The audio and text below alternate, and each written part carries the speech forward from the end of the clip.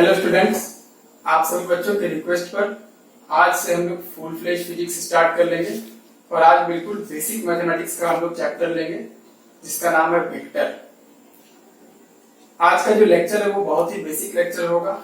Class 11th के जो भी विद्यार्थी आइदर वो engineering, IIT, JEE mains, advance या फिर मेडिकल के लिए जो भी नीट एस्पायरेंट जो भी हैं वो सभी बच्चे आज के लेक्चर को फॉलो कर सकते हैं। बहुत ही बेसिक लेक्चर है और आज बेसिक मैथमेटिक्स में हम लोग सबसे बेसिक चैप्टर लेंगे जिसका नाम है वेक्टर। वेक्टर से हम लोग स्टार्ट कर लेते हैं।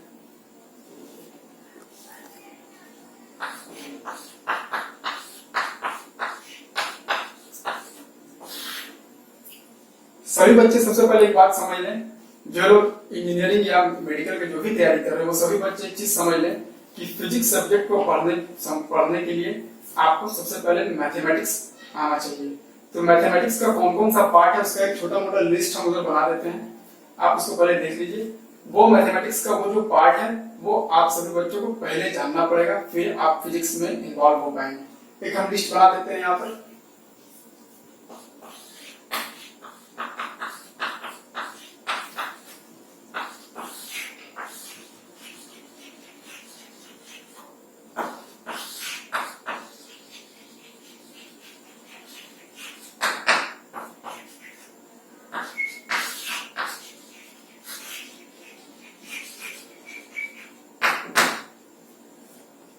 तो स्टूडेंट उस लिस्ट को थोड़ा एक बार देख ले लो। Vector, calculus, binomial theorem, logarithm और एक चीज है ट्रिगोनोमेट्री।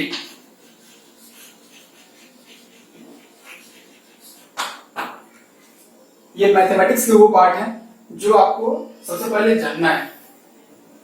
वेक्टर को आज से हम स्टार्ट करेंगे। कैलकुलस जो है वो बिल्कुल नया चीज है और इसको इंजीनियरिंग के जो विद्यार्थी है वो क्लास 12th में इसको मैथमेटिक्स में पढ़ते हैं, परंतु फिजिक्स पढ़ने के लिए सभी बच्चों को क्लास 11th में स्टार्टिंग में ही आना चाहिए, तभी हम लोग फिजिक्स पढ़ पाएंगे। इसके बाद बाइनोमियल थ्योरम, ये भी मैथमेटिक्स है। जो इंजीनियरिंग के विद्यार्थी जो प्रिपरेशन कर रहे हैं वो मैथमेटिक्स में इसको पढ़ते हैं, पर वो आपको अभी पढ़ना पड़ेगा। लॉगरिथम जो है वो भी क्लास 11th में इंजीनियरिंग के विद्यार्थी जो है वो पढ़ते हैं, पर आपको अभी इसको समझना होगा। और ट्रिग्नोमेट्री जो है वो आप क्लास 10 तक पढ़े हैं, वो बिल्कुल बेसिक ट्रिग्नोमेट्री है, परंतु क्लास 11th में फिजिक्स और क्लास 12 में पढ़ने के लिए आपको ट्रिग्नोमेट्री का जो है वो थोड़ा वास्ट नॉलेज जो है वो आइदर इंजीनियरिंग या मेडिकल के विद्यार्थी हैं उनको ये इसका भी नॉलेज देना पड़ेगा। तो कुल मिलाकर के हमको सबसे पहले मैथमेटिक्स हम लोगों को पढ़ना है और आज से हम लोग पहले वेक्टर स्टार्ट कर लेते हैं। तो स्टूडेंट्स, वेक्टर्स को आज हम अभी लोग देख लेते हैं।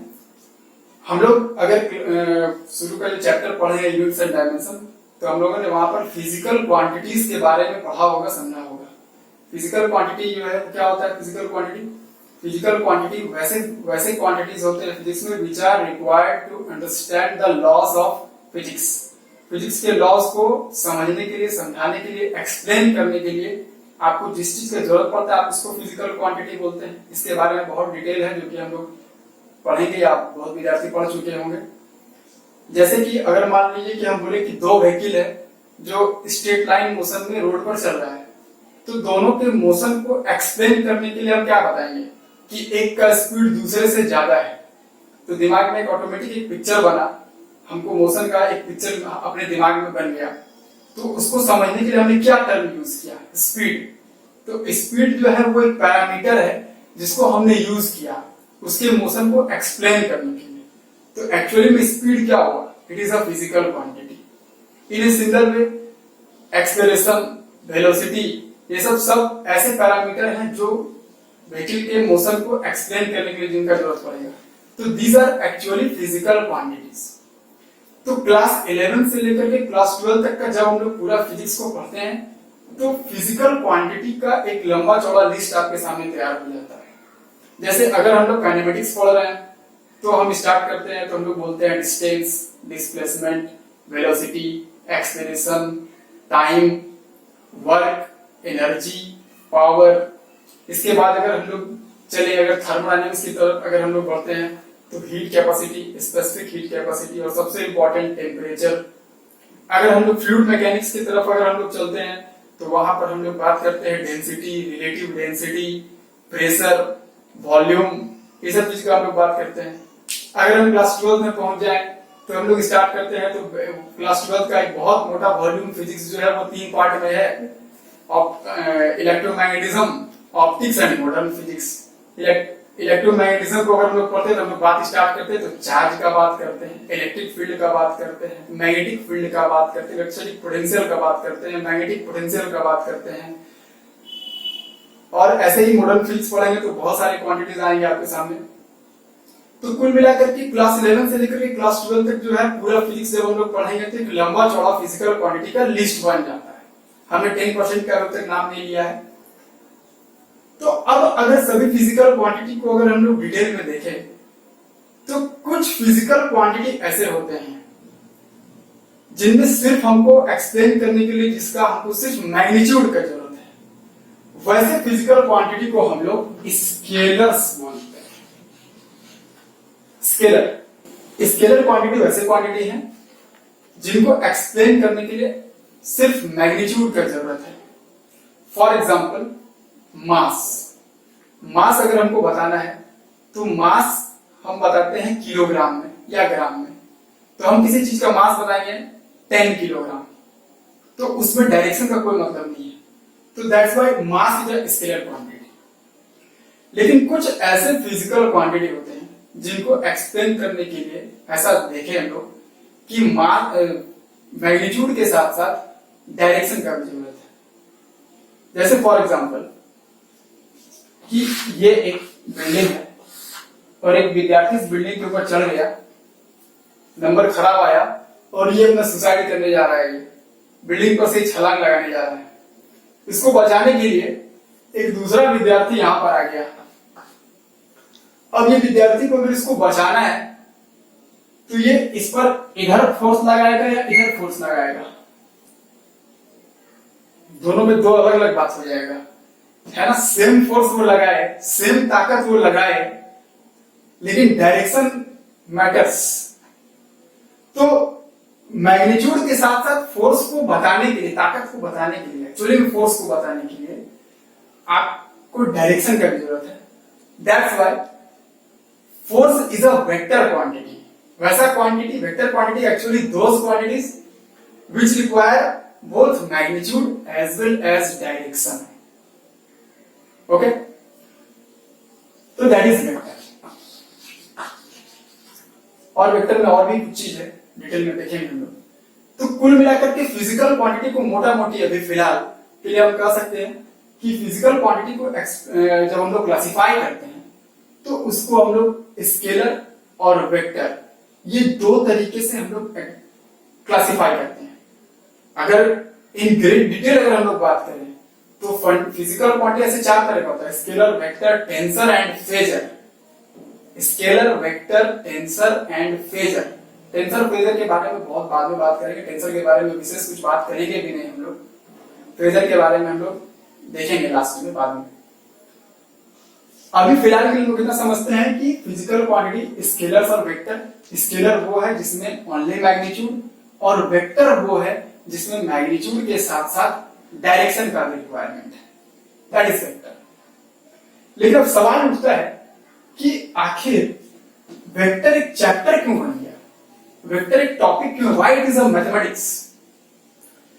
क्योंकि वेक्टर जो है उसमें डायरेक्शन के कारण वेक्टर क्वांटिटी एक विशेष अलजेब्रा को फॉलो करता है, दैट इज वेक्टर अलजेब्रा।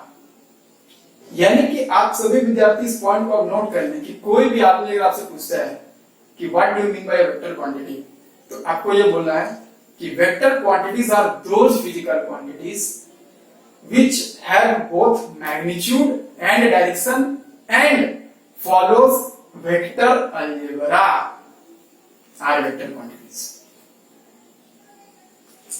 और जो वेक्टर अलजेब्रा को जो हम लोग पढ़ेंगे वही ये चैप्टर है। यानी कि हम लोग जो आज से जो वेक्टर पढ़ेंगे, मतलब हम लोग वेक्टर अलजेब्रा पढ़ेंगे। अलजेब्रा वर्ड आप लोग को सुना सुना लग रहा होगा।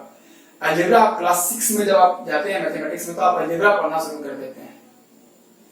वो जो अलजेब्रा आपने पढ़ा है बचपन में, that is scalar algebra. Scalar algebra, algebra का मतलब है जोड़ घटाव गुना भाग। अलजेब्रा 2+2 हम लोग बोल देते हैं 4। It is actually scalar, scalar quantity. दो स्केलर क्वांटिटी 2+2 को आपने जोड़ा तो आंसर 4 आ गया। लेकिन अगर दो वेक्टर है, अगर दो वेक्टर है, दोनों का मैग्नीट्यूड अगर 2 है तो 2+2 हो सकता है 0 हो जाए। That is vector algebra. और इसी अलजेब्रा को जो हम लोग पढ़ेंगे वो आज से वेक्टर के क्लास में हम लोग वेक्टर अलजेब्रा पढ़ेंगे। अभी तक आपने बचपन में जो भी अलजेब्रा पढ़ा था दैट इज स्केलर अलजेब्रा। अब हम लोग पढ़ेंगे वेक्टर अलजेब्रा। 2+2 0 एक ऐसा कुछ भी हो सकता है वैल्यू, वो वेक्टर पर डिपेंड करता है। और वेक्टर का ये अलजेब्रा विशेष प्रकार का अलजेब्रा क्यों है? It comes due to its direction. उसको हम लोग समझेंगे। वेक्टर्स का हम कुछ एग्जांपल आपके लिए यहां पर लिख दे रहे हैं। For example displacement,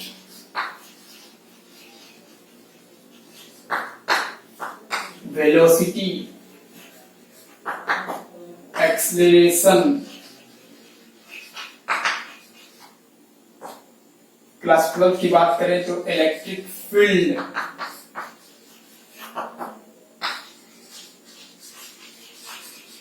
magnetic field, etc.. ऐसे बहुत सारे वेक्टर क्वांटिटीज हैं, समय के साथ चैप्टर के साथ आपके सामने आएगा। अब वेक्टर को हम लोग डिटेल में समझते हैं, डिनोट कैसे करते हैं। इन 3 डायमेंशनल स्पेस, इन 3 डायमेंशनल स्पेस ये एक वेक्टर है। इस वेक्टर में हम लोग दिखा रहे हैं एक एरो से।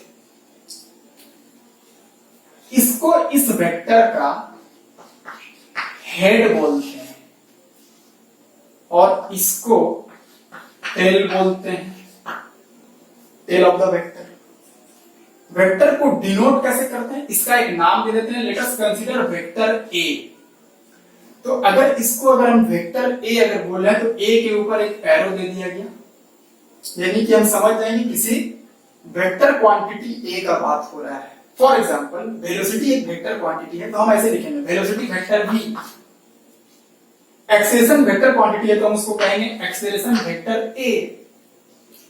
क्वांटिटी उसके ऊपर एरो लगा दिया गया, इसका मतलब हो गया कि कोई वेक्टर क्वांटिटी को दिखाया जा रहा होगा। Electric field vector e, magnetic field vector v। ये हो गया वेक्टर का डिनोशन, वेक्टर को डिनोट कैसे करते हैं। और कोई वेक्टर अगर हम दिखा रहे हैं तो इसको एरो से, आप लंबे एरो से दिखाए हैं, आप समझते हैं बात को, कि इस वेक्टर का जो लेंथ होगा वो इस वेक्टर के मैग्नीट्यूड को बताएगा। इस वेक्टर का लेंथ इसके मैग्नीट्यूड को बताता है और इसको जिधर दिखाए हैं उधर इसका डायरेक्शन हो गया, यानी कि length equals to magnitude of the vector। ठीक है, अब ये बात एक छोटा सा एग्जांपल लेते हैं। फिजिक्स है तो हम लोग हर चीज को एग्जांपल से समझेंगे। एग्जांपल लेते हैं, आपको क्लियर हो जाएगा क्या बोला जा रहा है।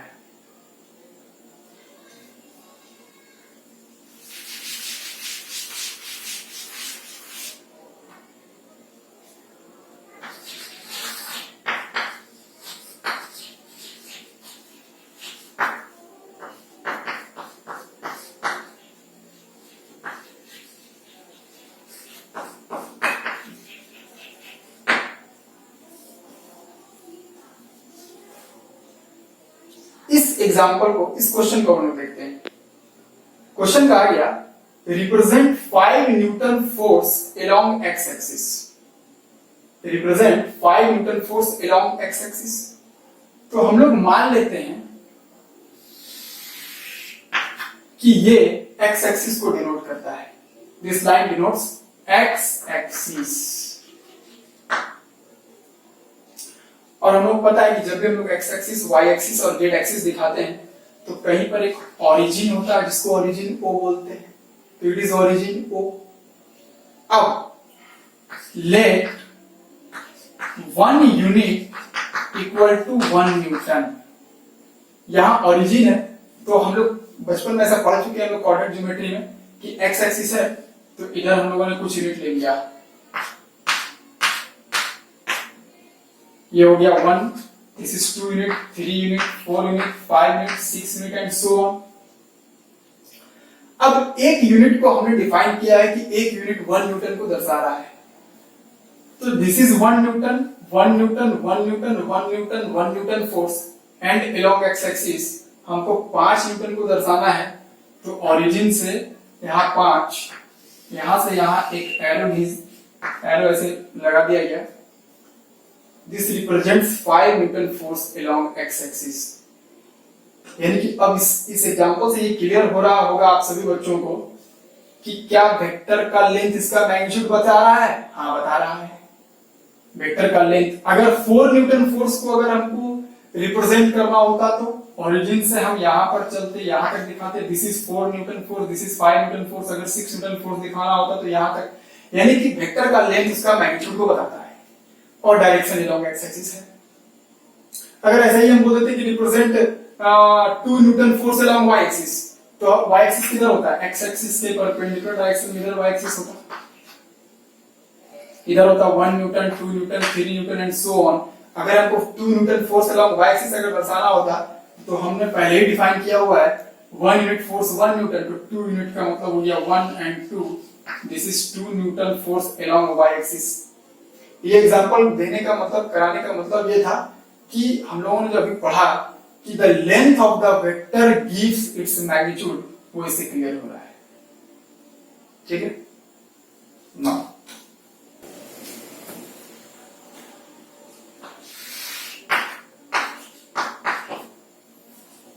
तो अब हम लोगों ने ये देखा कि अगर ये कहीं पर डायग्राम अगर ऐसा बना हुआ है, मतलब कि ये एक वेक्टर है जिसका नाम है ए, वेक्टर क्वांटिटी ए। इस वेक्टर क्वांटिटी का लेंथ जो है वो इसके मैग्नीट्यूड को बताता है और डायरेक्शन जिधर दिखाया गया उसका डायरेक्शन है। अब देखिए अगर ऐसे लिखा हुआ है ए, अगर ऐसे लिखा हुआ है तो इसका मतलब हो गया magnitude of vector A, magnitude of vector A, vector A का ये मैग्नीट्यूड दर्शाता है। ठीक है, कभी कभी ऐसा होता है कि चूंकि ये लिखने में बहुत समय लगता है तो हम लोग क्या करते हैं, सिंपल वेक्टर ए के ऊपर से एरो हटा दें, मतलब कि इसका मतलब भी वही हुआ मैग्नीट्यूड ऑफ वेक्टर ए। अगर हमको दिखाना है, मान लीजिए कोई फिजिकल क्वांटिटी है वेक्टर बी, इसका ऐसे लिखा हुआ है, मतलब this is magnitude of vector B, और मैग्नीट्यूड ऑफ वेक्टर बी को आप सिंपल बी से भी ऐसे भी दिखा सकते हैं। यहाँ तक बात हम लोग समझ लेंगे, दो डिनोमिनेशन हम लोग समझ के वेक्टर को कैसे रिप्रेजेंट करते हैं और ये मॉडुलस का क्या मतलब होता है। मॉडुलस का मतलब होता है magnitude of that vector quantity. Clear? अब हम लोग कुछ और टर्मिनोलॉजीज को समझ लेते हैं।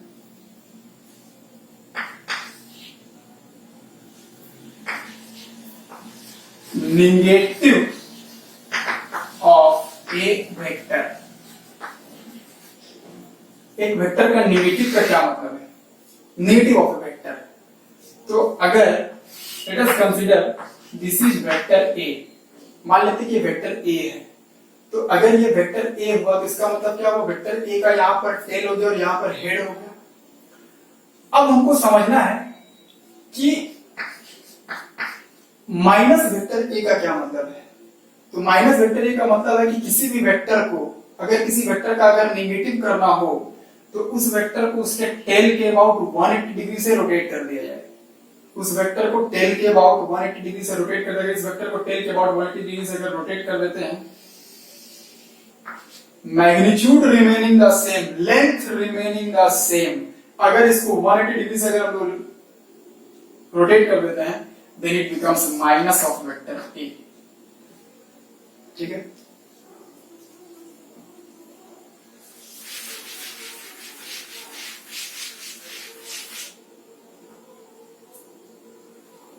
इसके बाद अगला चीज समझ लेते हैं हम लोग।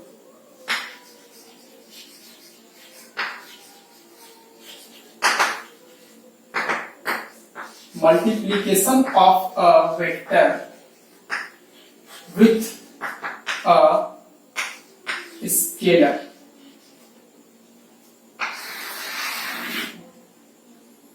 किसी वेक्टर को अगर उसके साथ अगर उस किसी वेक्टर को अगर किसी स्केलर से मल्टीप्लाई कर दिया जाए तो क्या रिजल्ट होगा वो हम लोग समझते हैं।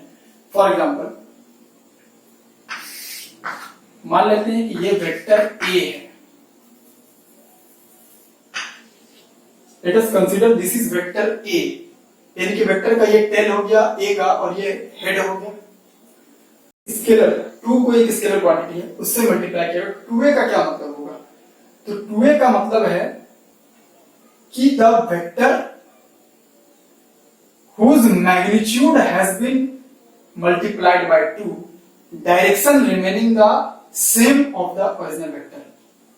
ओरिजिनल वेक्टर का ये डायरेक्शन है, लेकिन ओरिजिनल वेक्टर को हमने 2 से मल्टीप्लाई किया है तो जो नया वेक्टर बनेगा उसका मैग्नीट्यूड इसके मैग्नीट्यूड का 2 टाइम्स, मतलब जो नया वेक्टर बनेगा उसका लेंथ ओरिजिनल वेक्टर का 2 टाइम्स। तो जो नया वेक्टर बनेगा वो इसका लेंथ इसका डबल। अगर वेक्टर 3a पूछा जाता तो ओरिजिनल वेक्टर का लेंथ 3 टाइम्स, लेंथ 3 टाइम्स मतलब मैग्नीट्यूड 3 टाइम्स हो गया। This is vector 3a। Similarly अगर हमसे वेक्टर a बाई 2 पूछा जाता मतलब मैग्नीट्यूड हाफ हो गया, मतलब इसका लेंथ का हाफ, इसका लेंथ का half. This is vector a by 2। तो कुल मिलाकर के हम लोग multiplication of a vector with a scalar का मतलब हम लोग समझ गए। Direction remaining the same, magnitude becomes the scalar times. Another very important point कि कोई अगर vector, this is a vector a, तो इस वेक्टर a को हम लोग 3 डायमेंशनल स्पेस में कहीं पर भी शिफ्ट कर सकते हैं, magnitude and direction remaining the same. यानी कि अगर ये वेक्टर है, इसका ये टेल है और ये हेड है, इस वेक्टर को हम अपने हाथ में पकड़ लें, मैग्नीट्यूड और डायरेक्शन रिमेनिंग द सेम, इसको कहीं पर भी 3 डायमेंशनल स्पेस में कहीं भी शिफ्ट किया जा सकता है। इस बात को दिमाग में सेट रखेंगे, इसका आगे चल के यूज होगा। Very important point.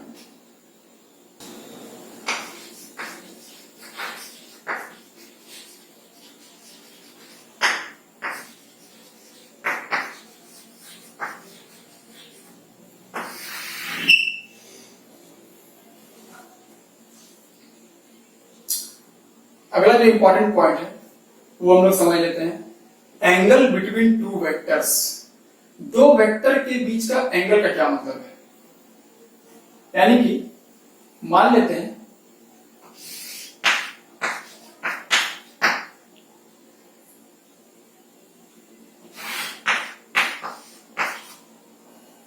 ये 2 वेक्टर आपको गिवन है, this 2 vectors are given, vector a and vector b। अब हम लोगों को ये समझना है कि इस दोनों वेक्टर के बीच का एंगल का क्या मतलब है। तो सबसे पहले हम लोग करेंगे क्या, एंगल जब हमको दोनों वेक्टर के बीच का बताना हो तो सबसे पहले वेक्टर को डिस्प्लेस करेंगे और ऐसा प्लेस करेंगे कि दोनों का टेल एक जगह हो जाए।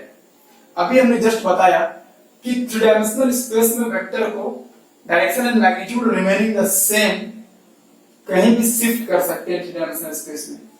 तो वेक्टर a को अगर हम शिफ्ट करें इधर, मान लेते हैं कि वेक्टर a को हमने इधर शिफ्ट कर दिया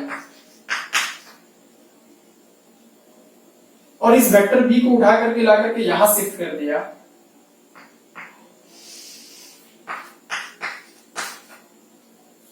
दोनों को शिफ्ट कर दिए, ऐसा शिफ्ट किया कि दोनों का टेल एक जगह हो गया। इसको कहते हैं tail to tail. Both the vectors have been placed tail to tell.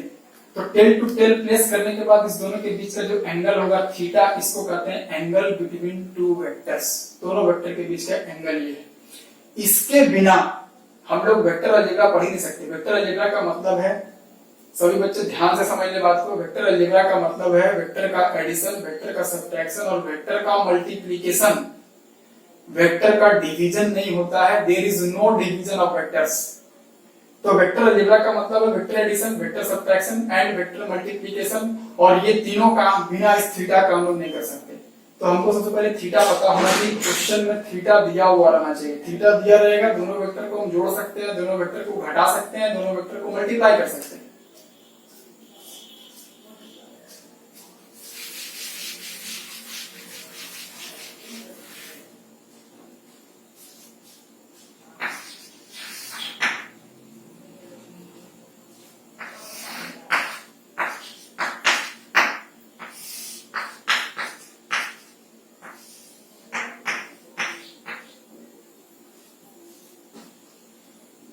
दो वेक्टर है, वेक्टर ए और वेक्टर बी, दोनों के बीच का एंगल 30 डिग्री है, टेल टू टेल प्लेस है। तो इस दोनों के बीच का एंगल कितना हो गया?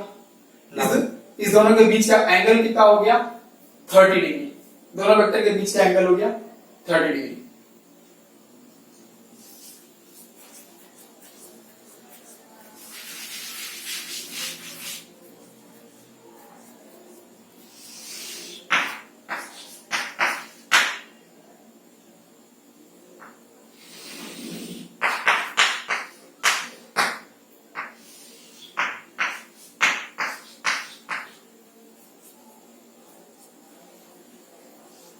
अब इस क्वेश्चन को देखते हैं। वेक्टर ए और ये है वेक्टर बी और यहां पर एंगल दिया हुआ 60 डिग्री। तो सभी बच्चे ट्राई करें और बताएं कि इस दोनों वेक्टर के बीच का एंगल कितना हुआ।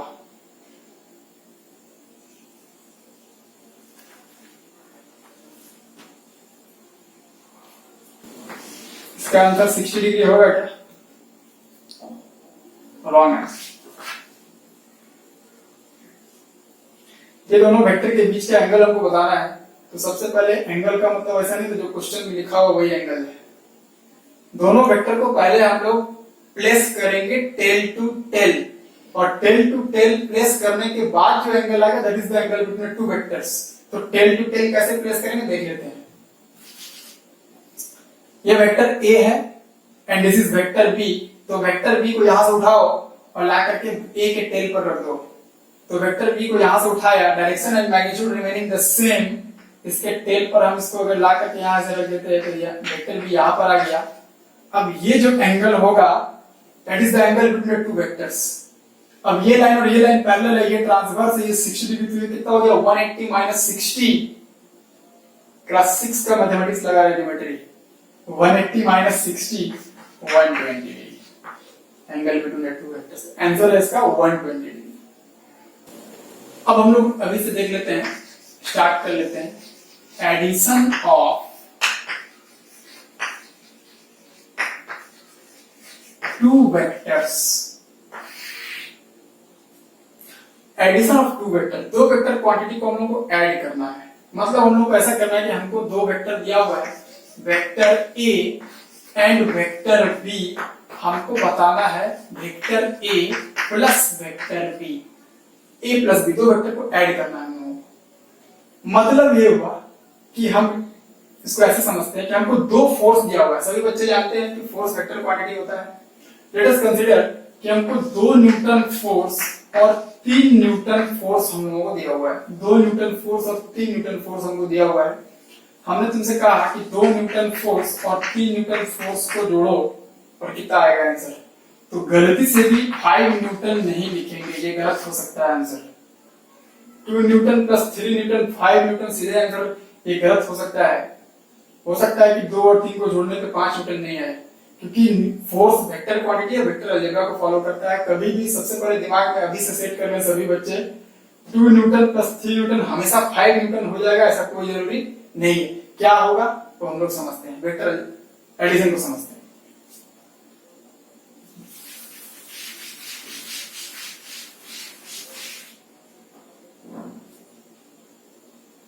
एडिशन ऑफ टू वेक्टर्स, दो वेक्टर को ऐड करने का जो लॉ है, देयर आर 2 लॉज, लिख देते हैं।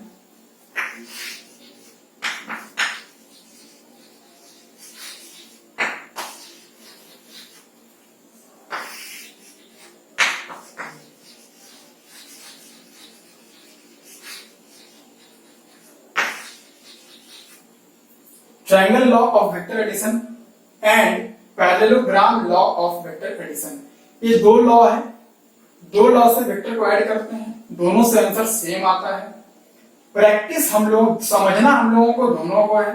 ट्रायंगल लॉ क्या कहता है, पैरेललोग्राम लॉ क्या कहता है। दो वेक्टर को अगर ऐड करेंगे दोनों लॉ से ऐड कर सकते हैं, दोनों से आंसर सेम आना है, दोनों लॉ को हम लोग समझ लेंगे। प्रैक्टिस में हम लोग पैरेललोग्राम लॉ को रखेंगे, हमेशा यूज करेंगे पैरेललोग्राम लॉ का, लेकिन फिर भी हमको ट्रायंगल लॉ क्या कहता है ये हमको आना चाहिए। तो दो लॉ है, ट्रायंगल लॉ और पैरेललोग्राम लॉ। सबसे पहले ट्रायंगल लॉ को समझते हैं।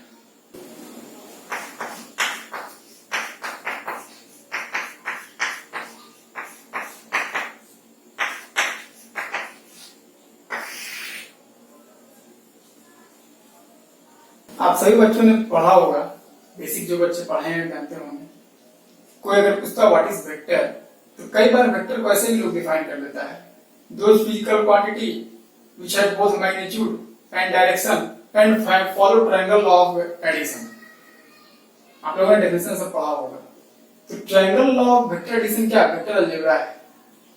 आपको हमेशा कोई पूछता है अगर, तो आप ऐसे बोलेंगे वेक्टर के बारे में कि those physical quantity which have both magnitude and direction and follow vector algebra. Vector algebra का मतलब है not only triangle law, vector algebra का मतलब है vector addition, vector subtraction and vector multiplication. ठीक है, अब हम लोग ट्रायंगल लॉ को समझते हैं और चीज को देखते हैं।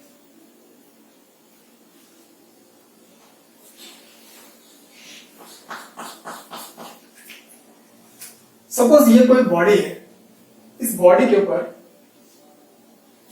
दो फोर्स लग रहा है। अभी मान लेते हैं कि इस बॉडी के, ऐसा मान लेते हैं कि अभी इस बॉडी पर एक फोर्स लग रहा है 5 न्यूटन का। इस बॉडी के ऊपर 5 न्यूटन का फोर्स इस डायरेक्शन में लग रहा है, ऐसा अगर मान लेते हैं, तो ये बॉडी किधर जाएगा, इस बॉडी का मोशन किधर होगा, along the direction of this force body move करेगा। अगर इस बॉडी पर इस 5 न्यूटन नहीं लग करके मान लेते हैं कि इधर, ऐसा मान लेते हैं कि बॉडी पर इधर 3 न्यूटन का फोर्स लग रहा है, तो बॉडी पर फोर्स कितना हुआ 3 न्यूटन का, और बॉडी चलेगा किधर, जाएगा किधर, बॉडी का मोशन किधर होगा 3 न्यूटन के डायरेक्शन में। लेकिन अब हम लोग ऐसा समझ लेते हैं कि इस बॉडी के ऊपर 3 न्यूटन का फोर्स लग रहा है और एक फोर्स इधर लग रहा है 5 न्यूटन का। बॉडी के ऊपर दो फोर्स हैं, 5 न्यूटन का फोर्स और 3 न्यूटन का फोर्स। दो सवाल, बॉडी के ऊपर टोटल फोर्स कितना हुआ, टोटल फोर्स बॉडी के ऊपर कितना लग रहा है, और बॉडी किधर मूव करेगा। ये दोनों सवाल का जवाब आपको वेक्टर के एडिशन से मिलेगा।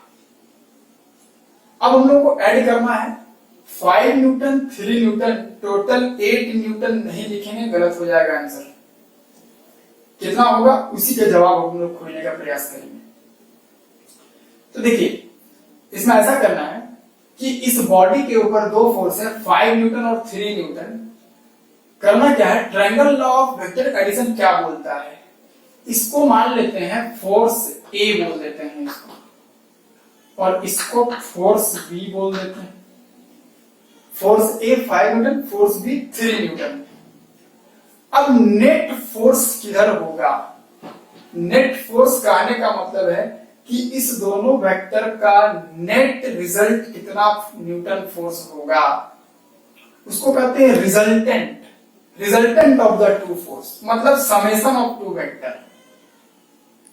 तो triangle law of vector addition क्या बोलता है कि दोनों फोर्स को हम लोग डिस्प्लेस करेंगे। डिस्प्लेस करते हैं, ये 5 न्यूटन फोर्स, इसको डिस्प्लेस करो साइड में स्पेस में कहीं, magnitude and direction remaining the same, 5 Newton को डिस्प्लेस कर दिया। अब 3 न्यूटन को डिस्प्लेस करें और इसको ऐसा डिस्प्लेस करें कि इसका टेल उसके हेड पर जाए। इस 3 न्यूटन का टेल उस 5 न्यूटन के हेड पर, तो 3 न्यूटन का टेल 5 न्यूटन के हेड पर जहां कहीं होगा, ऐसे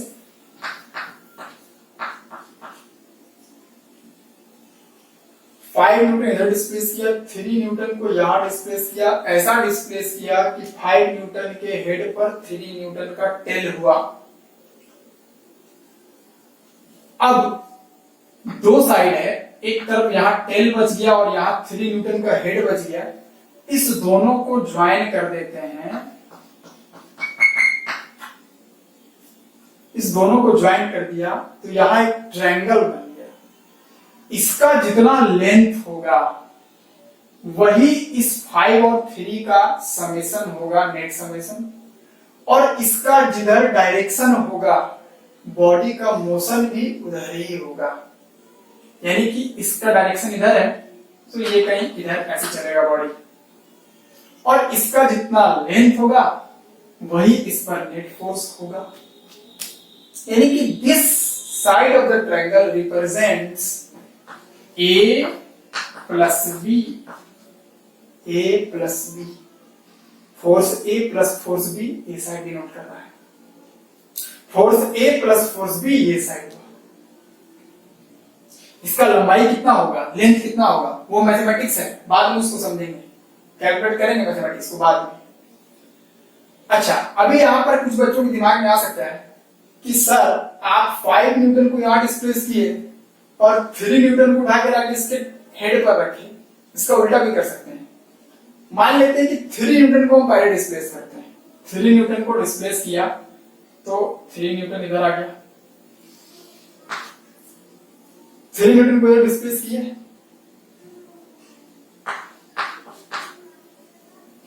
अब 3 न्यूटन के हेड पर 5 न्यूटन का टेल लाके रख सकते थे, ऐसा भी कर सकते थे, कर सकते। इस 5 न्यूटन उठा के इसके हेड पर यहां पर रख देते हैं,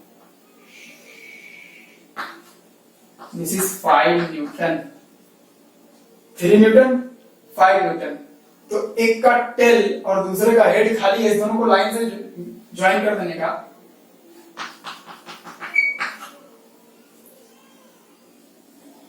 इस दोनों का आंसर सेम आएगा, दोनों सेम चीज है।